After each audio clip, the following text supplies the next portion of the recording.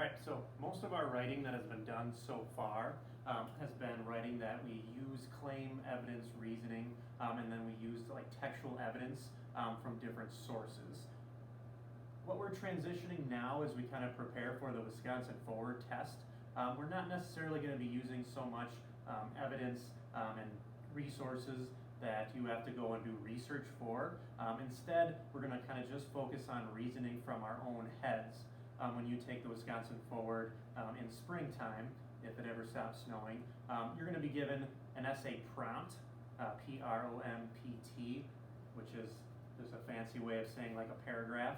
And your essay prompt, your iPads are going to be locked in the Wisconsin Forward app, so you're not going to be able to go and research your topic. You're not going to be able to go look up a debut or anything like that. You pretty much have to take reasoning not only from your own head, but what also is in the prompt. So today we're just going to focus on looking at a prompt, dissecting a prompt, and then we're going to kind of take a look at the activity that I'm going to have you do while I'm meeting with my other students. So I'll just kind of read it to you, even though you probably can read it from there. In some high schools, many teachers and parents have encouraged the administration to adopt a dress code that sets guidelines for what students can wear in the school building. Some teachers and parents support a dress code because they think it's going to improve the learning environment in the school. Other teachers and parents do not support a dress code. They think it restricts an individual student's freedom of expression. In your opinion, should high schools adopt a dress code for students? Now, this was actually used in a previous ACT writing test a few years ago. So this is what you could possibly see when you do take ACT Forward, Wisconsin Forward eventually. So the first thing that we want to look for is the question mark, which isn't too hard because the question mark is always at the end.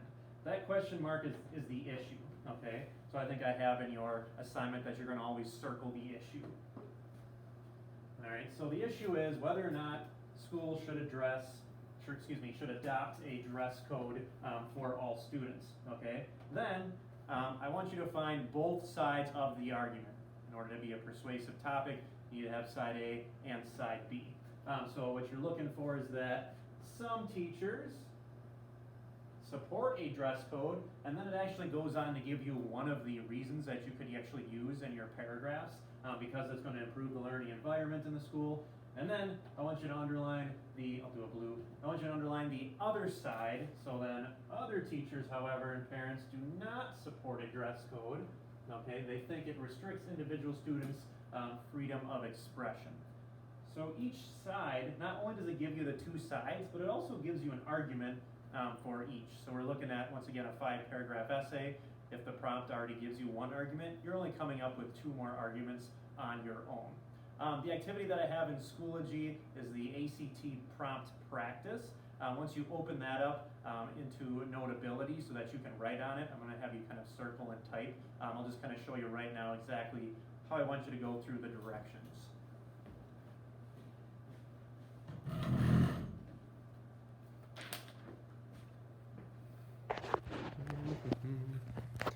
All right, so when you download it, it's going to look like this. It's going to be 2 pages.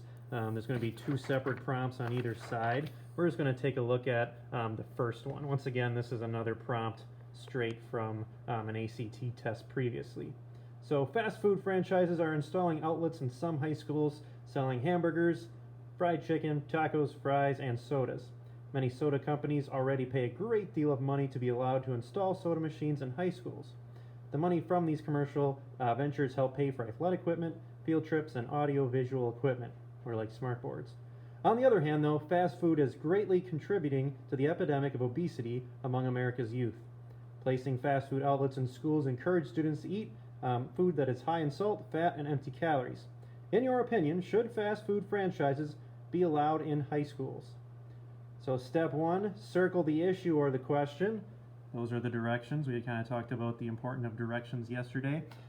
Always that's going to be at the end, right? So circle, in your opinion, should fast food franchises be allowed in high schools?